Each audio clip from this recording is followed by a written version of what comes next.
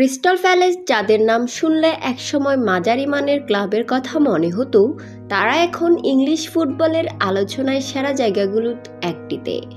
গত মৌসুমে ইতিহাস গড়েছিল দলটি, জিতেছিল মর্যাদাপূর্ণ এফএ কাপ, তার ফরফরি হাতছানি দেয় আরেক ট্রফি, কমিউনিটি শিল্ড। সেখানেও জয়ের ধারায় তারা অপ্রতিরোধ্য। চলতি মৌসুমের শুরুটা ছিল স্বপ্নময়। প্রথম 6 ম্যাচে অপরাজিত, 3 জয় 3টি ড্র। তার মধ্যে বর্তমান চ্যাম্পিয়ন্স লিভারপুলকেও হারিয়েছে নিজেদের ঘরের মাঠে।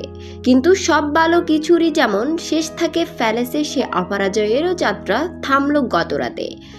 এভারটনের বিপক্ষে 2-1 গোলের হারে থেমে যায় তাদের 19 ম্যাচের অপরাজিত ধারা। ম্যাচের শেষ মুহূর্তে জ্যাক গ্রিলিশের জোরালো এক শট ভেঙে দেয় প্যালেসের স্বপ্ন।